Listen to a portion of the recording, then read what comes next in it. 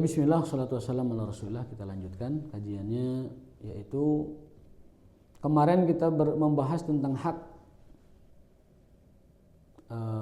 suami dari istrinya, hak suami atas istrinya, atau kebalikan, hak istri atas suaminya. Hak istri atas suaminya. Hak istri ya. Jadi mereka haknya itu adalah dimengerti. Kenapa dimengerti? Karena Rasul berulang-ulang dalam banyak hadis menyatakan wanita itu terbuat dari tulang rusuk. Jadi kalau dibiarkan bengkok terus, kalau diluruskan patah. Jadi pelan-pelan.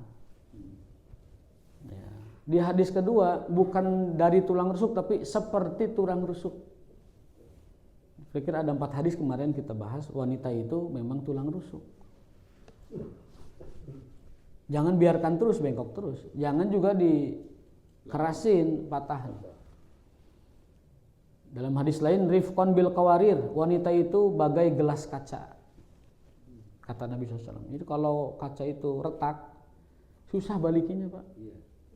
Walaupun ditempel pakai bobodas endog, itu susah nongkrongnya. Masih ada guratnya, masih ada bekasnya. Lalu itu dimengerti yang pertama. Yang kedua adalah tut'im ma'at amta. Kamu beri makan dia seperti yang kamu makan. Jadi standar menafkahi istri itu memberi makan sesuai apa yang kita makan, sesuai kemampuan kita. Berarti ayah udah harus sorangannya salah satu. Ayah berarti ayah udah harus sorangan, udah harna ngeunah, istrinya padu wae gitu. Istrinya malnutrisi, ari anjono apa namanya? Lintuh. Makin sesa lah. Nah, itu enggak boleh. Jadi ari di rumah makan apa namanya? Seadanya, ari di luar si suami itu makannya yang enak-enak. Nah, kalau itu jadi pola, maka dia tidak memberikan hak istri. Kata Nabi SAW, tut'imuha idza ta'imta. Memberi makan sesuai yang kamu makan dan di waktu yang kamu makan. Lalu wataksuha idza tasaita. Kamu memberi pakaian, memberikan pakaian pada dia ya seperti yang kamu pakai gitu standarnya. Jangan sampai suaminya pakai baju perlente, flamboyan segala macam, ada istrinya memakai daster. Nah, itu juga berbahaya itu. Wala tadrib al-wajha, dan jangan memukul wajah kalau lagi marah. Itu hak istri itu. Jangan pukul muka. Wala tuqabbih, jangan menjelek-jelekan. Tuh hak yang keempat. Yang kelima, wala tahjur illa fil bait, jangan ngabaudan. Wala tahjur, jangan menghijrah dia, ngabaudan. Illa fil bait, kecuali di rumah. Wala tahjur itu jangan menghijrah, jangan meninggalkan. Illa fil baiti. Jadi kalau ambek, kalau baud, kalau ada masalah itu di rumah aja. Di rumah. Kalaupun tidak di rumah, di masjid. Sebagaimana yang dilakukan oleh Ali bin Abi Thalib ketika pasya dengan Fatimah binti Rasulillah, itu pundungna ke masjid. Jadi itu hak-hak istri yang diwajibkan oleh syariat kepada kita. Dimengerti, diberi makan, diberi pakaian, kemudian tidak dipukul, artinya larangan KDRT ya. Kemudian tidak dijelek-jelekin, harus minimal kalau tidak dipuji minimal ya jangan dijelekin lah. Dan jangan menjauhi dia kecuali di rumah. Itu hak mereka. Nah, sekarang kembalikan ini, hakuz zauj, hak suami alal mar'ah, dari seorang istri, dari istrinya. Allah Subhanahu wa taala di dalam Al-Qur'an menyatakan bahwa namanya suami itu ar-rijalu qawwamuna 'alan nisa. Laki-laki itu adalah qawam. Qawam itu pemimpin. Imam, penegak aturan. Ya, penentu keputusan. Itu setiap laki-laki harus menunaikan tugas qawamnya, kiwamahnya itu. Jadi jangan ada bahasa takut istri. Gak boleh takut istri itu. Gak boleh takut istri. Karena laki-laki itu qawam. Kalau takut istri dalam rangka kasih sayang ya lain itu mah ya, konteksnya lain. Tapi kalau dalam takut sampai kita tidak bisa memutuskan, nah itu melanggar ayat Allah. Ar-rijalu qawwamuna 'alan nisa. Dalam hadis sebutkan akan rusak urusan manusia ketika para suami itu nuturkeun ka hayang istri dalam segala hal. Ditunduk pada keputusan istri, tunduk kepada kebijakan istri, tunduk kepada aturan istri, itu akan terjadi kerusakan di masyarakat. Ya, jadi kita dilarang untuk apa? Manut-manut kepada istri. Tapi kita diperintahkan untuk qawwamuna 'alan nisa. Kalian adalah pemimpin untuk para wanita, untuk para istri. Lakukan tugas itu. Ya. Bima faddalallahu ba'dahum 'ala ba'din, karena Allah telah mengunggulkan kalian daripada istri kalian dalam banyak hal.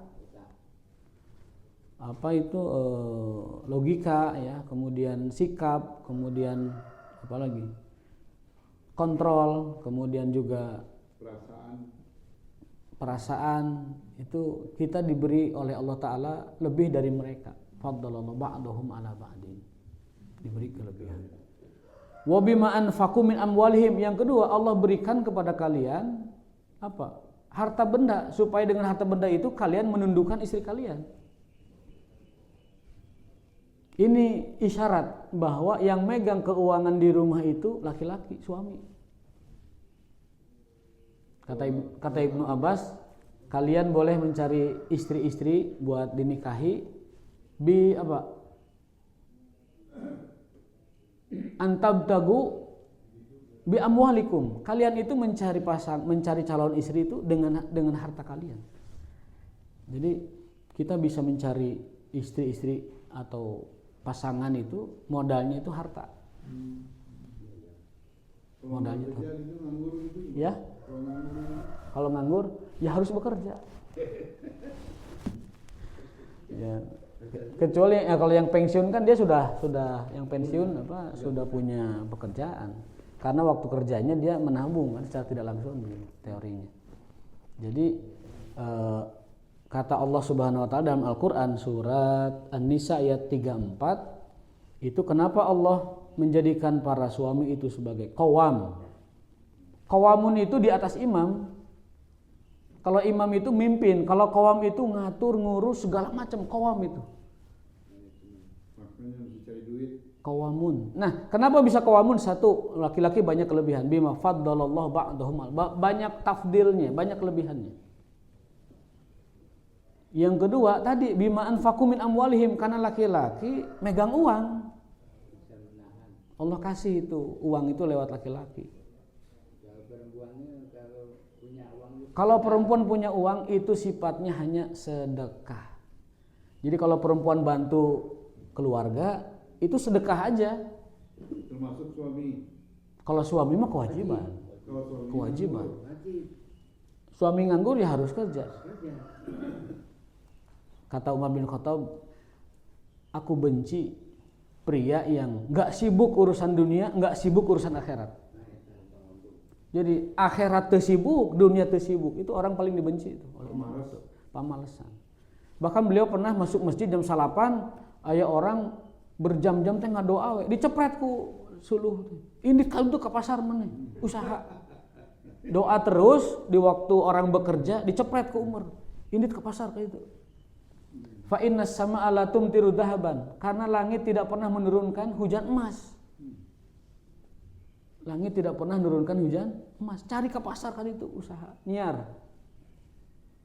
Ya kalau sudah beres sholat nih, sholat duha nih 5 menit 10 menit udah ngencar nyiar gitu. Jangan cinukul di masjid berjam-jam tidak bekerja, hanya berdoa saja. Dicepret ke Umar itu. Dan mengatakan bahwa langit tidak pernah menurunkan hujan. Jadi gitu. Rasul juga pernah ada orang meminta ke dia, dikasih. Kali kedua dikasih, kali ketiga dikasih, sambil dinasihatin. La an yajma ahadukum hatabahu. Seseorang yang ngumpulin suluh, ngumpulin kayu, dia ikat dibawa ke pasar dijual, itu lebih terhormat dan lebih Allah cintai daripada as-sa'alin yang suka minta. Karena Rasul tidak mau menyakiti perasaan yang meminta, dikasih dulu tuh pertama kali. Kalau tidak itu nama sahabatnya Amr bin Hizam, nama sahabatnya itu. Yang kedua dikasih lagi. Yang ketiga dikasih sambil dinasihati. Demi Allah, orang yang pergi ke hutan atau pergi ke tempat bertumpuk kayu, bukan kayu Sumatera ya, bertumpuk kayu itu, kemudian diikat dia bawa ke pasar, itu lebih baik, lebih Allah cintai daripada orang yang meminta-minta. Wa inna Nabi Allah Daud lam ya'kul illa min amli yadihi qattu. Dan Nabi Daud ma'akala Daud illa min yadi, kecuali dari jerih tangannya sendiri. Nabi Daud itu nabi yang dikaruniai kerajaan yang sangat besar, pasukan yang sangat kuat. Beliau adalah bapaknya Nabi Sulaiman. Sulaiman alaihissalamnya aja sudah segitu hebat, gimana bapaknya coba? Tapi kata Rasulullah SAW, Daud itu alaihissalam tidak pernah makan kecuali hasil jerih tangannya sendiri, meskipun dia seorang raja. Jadi untuk makan dan dia keluarganya, dia tidak ngambil dari gaji kerajaan. Dia berusaha sendiri. Pandai besi. Beliau itu punya usaha ataupun keahlian membikin apapun dari besi. Wa alanna lahul hadid, dan kami mudahkan untuk Daud besi-besian. Ada dua tafsir tuh. Yang disebut alanna itu diberi kemampuan pandai besi. Ada yang mengartikan alanna di situ adalah memang Nabi Daud punya keistimewaan, besi teh di bentuk rupa apapun gampang dia. Jadi mun aya motor di kitu teh tah bisa Nabi Daud. Namun aya mobil digepengkeun Nabi Daud bisa. Itu wa alanna lahul hadid, dan kami lunakkan besi untuk dia. Nah, Nabi Daud alaihissalam lam yakul, tidak pernah makan illa kecuali min amali yadihi, dari pekerjaan tangannya sendiri, meskipun seorang raja. Taala. Ini juga isyarat kepada para pejabat, andaikan dia punya pekerjaan atau punya penghasilan, sebaiknya tidak menerima gaji negara. Kalau dia kaya. Kalau tidak kaya ya apa boleh bikin, apa boleh buat ya. Apa boleh buat ya. Ataupun misalkan 24 jam waktunya untuk mimpin masyarakat, seperti Umar bin Khattab itu kan gara-gara mimpin kekhilafahan, pekerjaannya dan kesibukan nyari duitnya itu nggak ada waktu. Sampai majelis syuro itu gambaran dari ada 6 orang sahabat mulia ahli syuro itu yang sering mengarahkan tugas-tugas kekhilafahan. Itu namanya majelis syuro. Itu menyepakati bahwa Umar itu harus digaji per hari 2 dirham. Tadinya usulan dari bawah, dari masyarakat, lalu diproses oleh tadi ahli syuro tadi, kemudian dijadikan sebagai kebijakan negara. Jadi Umar tidak sewenang-wenang ngegaji dirinya, enggak. Diserahkan dulu ke majelis syuro, disepakati baru gitu dilakukan. Itu 2 dirham. Yang di kemudian hari itu dinaikkan jadi 2 dinar. Jadi karena beliau 24 jam itu ngurus masyarakat dan tidak ada waktu nyari penghasilan, sehingga digajilah rutin. Itu awal mula dalam Islam yang namanya penggajian rutin itu di zaman Umar bin Khattab radhiyallahu anhu. Jadi kalau kita melihat isyarat itu Nabi Daud alaihissalam, beliau tidak pernah makan dari kerajaannya. Walaupun dia memilikinya, tapi min amali yadihi, dari pekerjaan dia sebagai pandai besi. Nah, itu kenapa laki-laki menjadi qawam. Satu adalah Allah berikan banyak tafdil, keutamaan daripada wanita, dari tenaganya, pikiran segala macam. Yang kedua karena harta itu adalah dipegang oleh laki-laki, sehingga istri itu akan nurut kalau dipegang laki-laki. Lalu fasolihatu qanitatun hafizatun lil ghaibi bima hafidallah. Yang ketiga, suami itu adalah harus dijaga harta benda dan rumahnya oleh istrinya itu. Ini salah satu hak suami dari istrinya. Wa amal ahadits faminha hadisu Amr bin Ahwas as-sabiq fil babi qablahu. Hadis yang pertama yang menerangkan ayat di atas ya. Ini enaknya Riyadhus Shalihin itu ayatnya dikutip lalu dijelaskan oleh hadis-hadis. Itu pasnya Riyadhus Shalihin itu di situ. Jadi tidak menafsirkan ayat ke sana kemari gitu. Udah oleh hadis saja. Karena hadis itu kan penafsir yang paling otentik dan otoritatif terhadap Quran. Itu hadis. Bukan pikiran manusia atau pikiran kita gitu. An Abi Hurairah radhiyallahu anhu, ini hadis pertama. Qala Rasulullah sallallahu alaihi wasallam. Ini di antara hak suami ya. Idza da'a ar-rajulu imra'atahu ila firashihi falam ta'tihi fabata ghadbana 'alaiha la'anat hal malaikatu hatta tusbiha. Apabila seorang suami mengajak istrinya ila firashihi, ke kamar tidurnya, falam ta'tihi, tidak nyumponan, tidak merespon, fabata ghadbana 'alaiha, maka suami itu tidur dalam keadaan kesal kepadanya, kepada istri itu, la'anat hal malaikatu, maka malaikat akan melaknatnya hatta tusbih, sampai esok hari.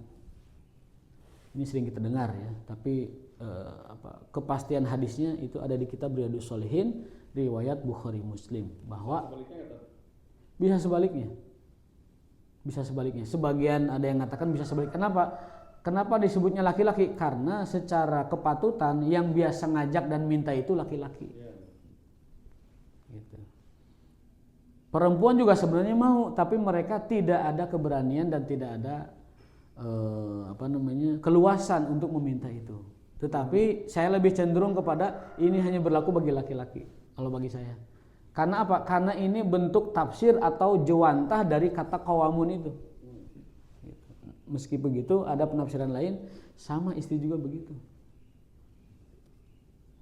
Tapi kalau saya ya ain wanian, hebat berarti.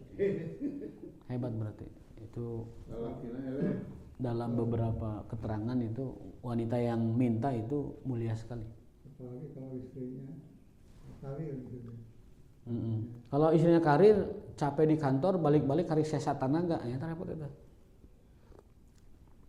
Harus ini dulu, suaminya harus betul-betul terima dan siap dengan konsekuensi itu kan, plus minus juga berkarir itu kan. Kalau tenaga sisa ya gimana lagi? Hati-hati masalah kalau cari istri orang kaya, ulang mungkin gitu betul-betul. Tergantung istrinya ya. Kalau istrinya itu soleha dan taat kepada Allah, tidak begitu. Dia lebih kaya. Iya, makanya tergantung wanitanya. Kalau kayaknya seperti Khadijah ya aman, tapi kalau kayaknya seperti Hindun ya bisa mengalahkan suaminya.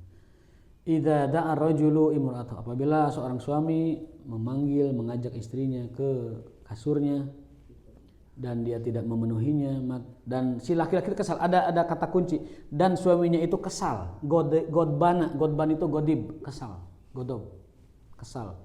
la'anat hal malaikat mengutuknya si wanita itu hatta tusbih, sampai esok hari.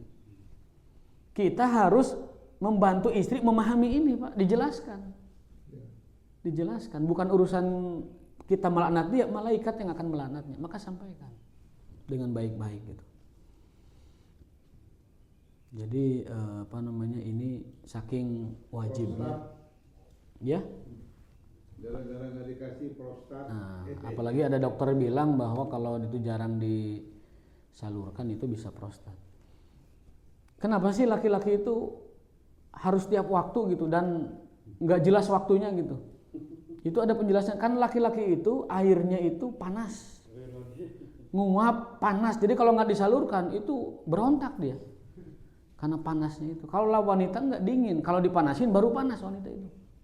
Tapi laki-laki beda, dia semacam udara panas atau air panas yang harus dikeluarkan. Itu penjelasan para ulama begitu. Li'anna ma'ur rajul sakhinun, air laki-laki itu panas. Betul Pak ya? Wah itu betul. Berarti kalau yang masih panas itu normal. Berdosak ya. Kalau udah redup, ya itu banyak-banyak berdoa saja. Allahumma qawwini, ya Allah kuatkan. Ada riwayat dari Muhammad Ibnul Munkadir, itu beliau itu sejaman dengan Ibnu Sirin rahimahullah ta'ala. Beliau itu punya amalan doa supaya kita itu kuat dalam berhubungan badan. Doanya itu pernah saya sampaikan di sini. Pernah ya? Allahumma qawwi dzakari fa inna fihi maslahatun li ahli. Ya Allah, kuatkan zakarku, karena kalau itu kuat itu maslahat buat keluargaku. Nah, bagi yang sudah tidak kuat atau meleketai, rajin-rajin baca doa ini. Siapa tahu ada keajaiban. Kalau lawanan terkuatnya itu mah harus apa namanya? Itu banyak opsi lah itu ya. Bisa nyari lagi, ya. Ya, kalau masih bergelora suaminya dan istrinya sudah tidak ada hasrat, ya bisa diizinkan kawin lagi. Kan ada istilah unila itu ya. Ustadz nikah lagi gitu. Ustadz unila, saya bilang kok unila? Apa beasiswa gitu? Ada yang nge-WA ke saya, Ustadz unila gitu. Titik tanda tanya. Saya kira ditawarin beasiswa ke unila gitu kan, Universitas Lampung gitu, unila kan. Ternyata di bawahnya ada Ustadz nikah lagi gitu. Itu mah apa namanya, nawarin yang lain ya. Enggak, saya mah satu aja. Muwahhidin satu aja. Kalau istri sudah menopause, sudah berumur, suami juga sudah lemah, sudah berumur, mungkin nggak usah permasalahan kayak gitu, yang fokus ibadah aja, saling menyayangi. Nah betul, kalau sudah dua-duanya tidak bergelora, ya sudah fokus yang lain aja, ibadah. Fokus ibadah, fokus baca Quran terutama. Kan kata Rasulullah SAW, Iqra'il Quran fa innahu yasyafi'an li ashabi. Bacalah banyak-banyak Al-Quran karena dia akan datang sebagai penolong, sebagai pembela, sebagai syafi', sebagai syafaat untuk pembacanya, syafi'an li ashabihi gitu. Dan dipastikan orang yang berinteraksi dengan Quran itu banyak keberkahan dalam hidupnya, dalam segala hal. Keberkahan dalam segala hal, usianya, waktunya, sehatnya, tenaganya, rizkinya. Kalau orang berinteraksi banyak dengan Quran, itu banyak keberkahan. Karena Quran itu sumber berkah. Quran itu sumber keberkahan. Inna anzalnahu mubarakan. Jadi Quran itu sudah berkah dari asalnya. Siapapun yang bersentuhan dengan Quran dalam aspek apapun, dia akan diliputi keberkahan. Nah, kalau sudah tidak ada lagi hasrat kedua-duanya, ini sudah dingin, ya sudah, fokuskan aja untuk ibadah. Ya'tadul masjid, menjaga apa namanya ini masjid, iya. Dan lain sebagainya. Jadi Pak Haji udah pas itu masjid. Gitu. Apalagi ada hadis yang cukup bisa bilang mengancam ya, dalam riwayat Daruqutni, Al-Bazzar dan Hakim, man sami'an nida wa lam ya'tihi fala sholata lahu. Ini hadis paling ngeri dalam berjamaah. Barang siapa yang mendengar azan tidak mendatanginya, fala sholata lahu, maka tidak ada sholat baginya. Ini saya pikir ini hadis yang paling keras dalam bab ini ya. Meskipun itu diartikan oleh para ulama, fala sholatalah itu artinya tidak ada apa namanya kelebihan, tidak ada keutamaan. Tapi kalau kita pahami hadis secara zohirnya, memahami hadis apa adanya, itu cukup jelas. Man sami'an nida, barang siapa yang mendengar panggilan, walam ya'tihi, dan tidak mendatanginya, fala sholatalahu, maka tidak ada sholat baginya. Hadis riwayat Bazzar, Hakim dan Daruqutni, bisa diceknya. Dikuatkan oleh hadis lain, seorang buta datang, ya Rasulullah, laisa li dalil, saya tidak punya penunjuk jalan, dalil, laisa li dalil, saya tidak punya penunjuk jalan dan saya tidak melihat. Bolehkah saya diberi rukhsah untuk sholat di rumah? Kata Rasul, naam, ya silahkan. Sudah pergi, dipanggil lagi. Hal sami'tan nida, atau apakah kau dengar panggilan? Naam, fa'ajib, penuhilah. Itu jadi batasannya panggilan nida, itu panggilan azan. Kalau lagi sakit juga. Kalau lagi sakit ya beda lagi. Kalau sakit uzur. Sakit mah bisa dijama juga. Bisa dijama sakitnya. Jadi idzan fa'ajib, maka penuhilah. Idzan fa'ajib. Jadi rada-rada ngeri sedap ini ya hadis ini. Ngeri sedap. Idzan fa'ajib, maka panggillah. Nah, lalu ada yang mentakwil, kalau dulu kan azannya tidak pakai speaker. Jadi terdengar beberapa meter dari rumah itu, dari radius itu gitu. Sekarang kan pakai speaker. Bisa jadi adzan di Al-Kautsar terdengar sampai ke Cangkuang ke sana. Gimana menuhinya? Nah, itu bisa dijawab. Walaupun sekarang dipakai speaker azannya terdengar sampai jauh, kan masjid juga ada yang dekat. Di sekitar kita banyak Pabalatak masjid dekat itu. Pabalatak bisa di sini, bisa tempat lain, bisa tempat lain. Yang kedua, sekarang ada kendaraan. Ada motor. Ada mobil, ada yang lain-lain kan gitu. Jadi kalau alasannya sekarang azannya pakai speaker, kalau dulu kan azannya azan biasa sehingga tidak terlalu jauh suaranya. Ya, sekarang azannya pakai speaker, kendaraan juga memudahkan. Sudah tidak ada alasan. Jadi apa namanya itu cukup berat memang ini ya. Saya baca hadisnya juga cukup berat ini. Man sami'an nida walam ya'tihi fala sholata lahu. Dengan hadis yang orang buta tadi. Itu cukup berat. Kecuali illa min udrin, kecuali karena uzur ya, sakit atau takut ada yang nyulik rumahnya, orang rumah, takut ada di jalan ada sesuatu, mungkin anjing galak segala macam atau keamanan tidak menentu, atau takut orang rumah butuh bantuan mendesak. Nah, itu lain lagi tuh. Kalau ada kebutuhan, ada keperluan tuh lain lagi ceritanya. Jadi kalau sehat cek jago ringkas, kemudian cukupi. Tamu ajak. Kecuali tamu khusus. Tamu khusus itu misalkan bukan bisnis apa. Tamu khusus itu misalkan datang penyidik ke rumah kita, itu kan tamu itu. Datang penyidik masa Pak sholat dulu nggak mau ada kan penyidik lagi. Bapak tungguan di dia gitu. Jadi itu lagi ya. Boleh. Ada hadis juga. Sahabat itu pernah makan-makan di rumah Abdurrahman bin Auf, dar adzan. Itu sholatnya di rumah Abdurrahman bin Auf. Berjamaahnya di rumah Abdurrahman bin Auf, tidak ke masjid. Jadi itu juga ada dalilnya. Jadi poinnya atau stressingnya itu berjamaahnya itu. Berjamaah. Baik di masjid itu lebih afdol, atau di lapang, atau di hutan, di kebun, atau di rumah. Tapi berjamaahnya itu. Berjamaah bersama kaum muslimin yang lain. Kalau laki-laki bersama kaum muslimin yang lain ya, kalau kita sedang lagi di lapang, lagi aksi, ya berjamaahnya di lapang ya. Kalau kita sedang di hutan, berjamaahnya di hutan. Kalau tidak sih di rumah sakit ada musola. Nah, kalau musolanya jauh gitu ya, kalau orang sakit mah kan ada uzur. Oh iya, sakit. Ada uzur sakit, tidak apa-apa ya, jadi jemaah juga nggak apa-apa ya. Jadi tapi dari semua yang ada itu yang paling afdal adalah di masjid. Nah, hadis tadi kan berjamaah di masjid. Bahwasanya man sami'a nida, siapa yang mendengar panggilan lalu tidak mendatanginya, tidak ada sholat baginya. Kita lanjutkan. Wa fi riwayatin lahuma idza batatil mar'atu hajiratan firasa zawjiha. Apabila seorang wanita tidur ya. Apabila seorang istri tidur hajiratan, memisahkan diri dari kasur suaminya, tidur sendiri, baik di sofa, baik di lantai 2, baik di kamar anak-anak misalkan.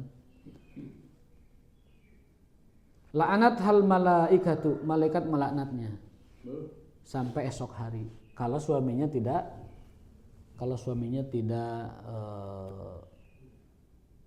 senang. Kalau suaminya tidak senang, itu malaikat dapat akan melaknat si istri tersebut. Kalau saya udah bulanan, udah tahunan. Ya, tapi kan bapaknya ridho kan? Ya. Ya, kalau ikhlas. Kalau ikhlas aman ya. Kalau ikhlas aman. Kalau nggak ikhlas itu berarti istri dilaknat malaikat terus itu. Yang penting bapaknya ridho. Pisah tidur itu tidak apa-apa.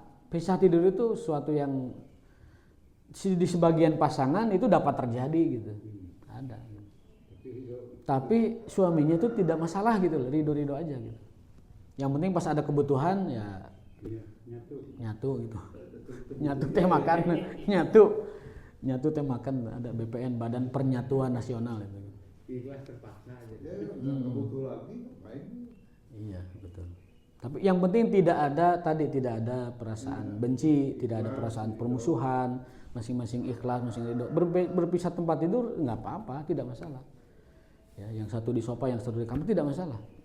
Yang penting tidak ada permusuhan atau masalah tadi ya.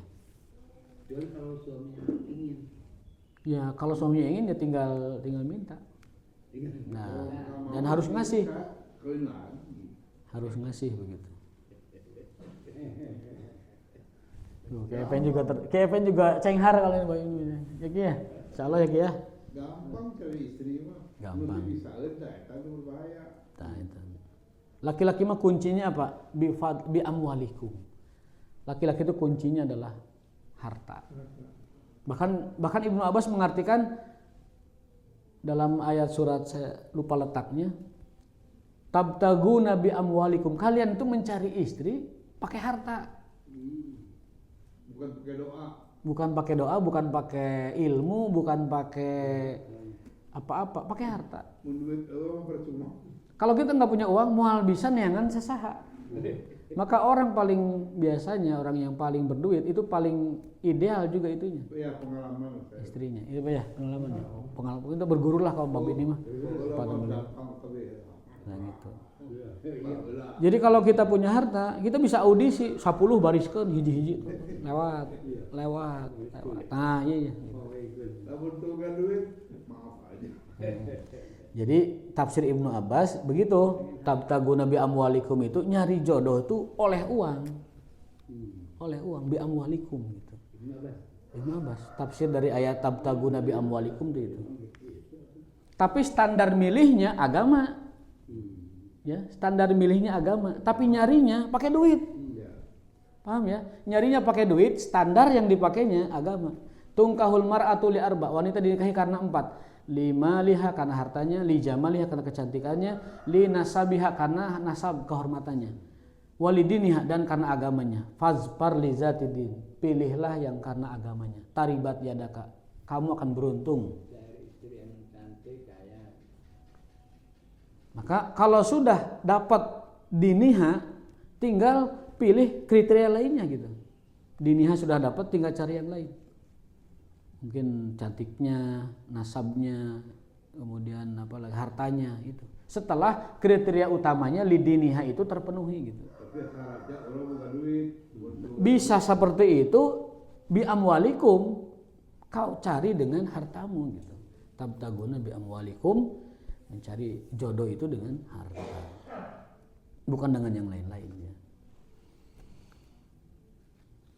Saya punya guru sekaligus kawan ya, itu beres kuliah dari Madinah itu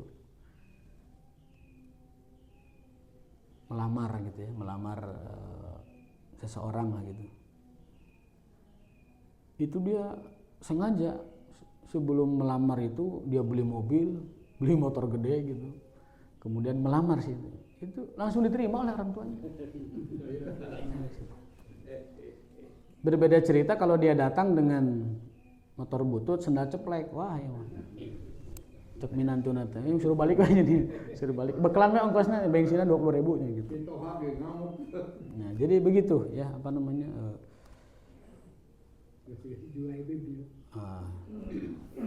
kecuali kalau memang ada kondisi khusus kayak Julaibib gitu ya. Pernah kita kisahkan tuh Julaibib. Julaibib itu pemuda buruk rupa di zaman Nabi yang susah nyari jodoh. Gitu. Pemuda tidak punya harta juga, miskin, buruk rupa pula. Jadi geus ripuh goreng patut ibaratnya. Sudah buruk rupa juga tidak punya harta, tapi solehnya luar biasa. Saya itu modal utama, kesolehan. Sampai ketika dia hulang-hulang oleh Nabi dipanggil, Julaibib, ta'al, sini. Kamu mau nikah ya? Langsung ditembak, kamu mau nikah? Iya, siapa yang tidak mau nikah? Mau dong. Tapi saya sudah nyari-nyari nggak dapat. Nggak ada bapak-bapak yang bukain pintunya untuk saya. Nggak ada orang tua yang ngasih anak gadisnya kepada saya. Ya udah sini, kamu temui Bapak Anu di sana di pinggiran Madinah. Saya lupa namanya Hisam atau siapa itu. Sampaikan, saya datang dari Rasulullah untuk meminang anakmu. Lalu si Julaibib datang, tok pintu, ngawanikan mana? Ketika buka pintu itu bapaknya, bibinya, wah sudah pada seah gitu. Ulah, kadek. Omat, ulah Julaibib. nanti gimana apa namanya nama baik keluarga kita dan juga kehidupan kamu ke depan. Anaknya mendengar dari balik kamar itu dan mengatakan, saya ridho dengan Julaibib karena pilihan Rasulullah SAW. Saya tidak mau menyalahi pilihan Rasul. Saya tidak mau menolak pilihannya Rasulullah SAW. Jadi dengan sami'na wa ata'na, dengan penuh keyakinan ini jodoh terbaik pilihan Rasulullah. Menikah mereka. Kalau sekarang Rasulullah kan nggak ada. Nggak ada. Ya rekomendasi ustad lah. Tapi ustad zaman kiwari mah lamun anu kitu dipilih heula nu kira-kira nu garelis mah atuh buat saya dulu atuh. Nu rada afkir buat kamu lah itu mah gitu. Tapi disortir. Ustad sekarang mah metodenya sortir gitu. Makanya nyari jodoh ke ustad ya sama aja bohong kalau ustadnya punya modus dipilih. Ustaz, saya ingin nyari jodoh. Kriterianya ini, agamanya solehah, penyabar, penyantun, cantik, jelita, punya uang, terhormat, lulusan sarjana. Mun aya ke jeung urang heula teh lain maneh gitu. Kalau ada pun buat saya dulu, bukan buat kamu gitu. Jadi kalau Ustaz sekarang banyak pertimbangan-pertimbangan duniawinya jadi susah juga gitu. Mencari yang jujur ya segala macam. Nah, akhir kisah singkat cerita Julaibib menikah dengan itu. Itu pun maharnya juga sama Rasul itu, punya apa kamu? Saya nggak punya apa-apa ya Rasul. Ayah besi, ayah cincin gitu segala macam. Nggak usah Quran belah maharnya. Baca Quran maharnya. Baca Quran beres pernikahan. Dia sudah miskin, buruk rupa pula kan tadi ceritakan. Qadarullah di malam pertama ada seruan jihad. Ada seruan jihad. Belum juga bulan madu, Julaibib karena memang orang yang patuh dan taat kepada Rasulullah, sami'na wa ata'na kepada Rasulullah, itu istrinya yang sudah mau digaulinya di malam pertama ditinggalkan. Berebut langsung ngabret, ngambil pakarang begitu, pedang, naik kuda dan memenuhi panggilan Rasul. Dan syahid, gugur di medan perang. Jadi belum pernah disentuh itu wanita. Janda kembang. Zaman Nabi. Janda bengsrat namanya. Ya zaman Nabi. Di situ ada dua sisi. Yang pertama Allah jaga si wanita itu dari bukan kehormatan, dari keengganannya. Sebenarnya kan wanita juga enggan lah kalau secara fitrah. Tapi karena itu ketaatan agama kepada Rasul diterima. Tapi secara fitrah juga masih banyak yang lain kan begitu. Itu yang pertama, dijaga itu si perasaan wanita supaya tidak. Yang kedua, keistimewaan Julaibib di sisi Allah, dikaruniai mati syahid yang mulia gitu kan. Yeah. Karena kepatuhannya ke Rasul, dia dapat istri cantik dan kaya, dia dapat pahala syahid gitu. Kalau model-model kita mikirnya kayak model kita paling lebar padahal di asalnya setik heula makan gitu. Gitu kalau kita mikir. Jadi itulah kisah ya Julaibib di zaman Nabi alaihi salatu wassalam. Itu hikmahnya kita. Jadi kesimpulannya mereka kawin itu kudu duit heula. Nah, itu. Saya lengkapi hadisnya dulu biar tamat ya. Waladhi nafsi biyadi ma min rajulin yad'u imra'atahu ila firashihi fata'ba 'alaihi illa kana alladhi fis sama' sakhitan 'alaiha hatta yardu anha. Nah, di sini redaksinya lain. Demi Allah yang menggenggam jiwaku. Kata Rasul, demi Allah yang menggenggam jiwaku, tidaklah seorang suami memanggil istrinya ke kamarnya, ke kasurnya, lalu istri itu menolak ajakannya tersebut, kecuali yang di langit murka sama dia, sampai suaminya itu ridho kepada dia. Jadi di sini mah yang di langit bahasanya. Wanita yang menolak ajakan suami, itu yang di langit murka sama dia. Sampai si suami itu ridho. Dan di sini sakhitonnya bentuknya mufrad, berarti yang murka itu Allah. Allah murka kepada seorang istri yang diajak oleh suaminya tapi menolaknya. Nah, lalu suami itu tidak ridho. Kalau dia ridho tidak apa-apa. Kapan sampai si istri itu kembali dicabut laknatnya? Sampai suaminya itu ridho. Berarti dalam hadis ini bukan malam itu, tapi sampai terus berhari-hari sampai suaminya itu ridho. Ya. Dalam hadis ini perempuan yang menolak ajakan suami itu Allah murka, dari langit murka ke istri itu. Sampai kapan? Sampai suaminya meridhoinya. Berarti bisa berhari-hari. Dalam hadis ini berhari-hari. Nah, itu rugi sekali. Kalau saya ridho terus, alhamdulillah berarti. Alhamdulillah. Berarti itu tidak jadi petaka buat si ibunya kalau gitu. Kalau ridho bapak, kalau tidak ridho ya. Qul qouli hadza wa astaghfirullah li wa lakum hadanallahu wa iyyakum ajmain subhanakallahumma wa bihamdika asyhadu an la ilaha illa anta astaghfiruka wa atubu ilaik. Assalamualaikum warahmatullahi wabarakatuh.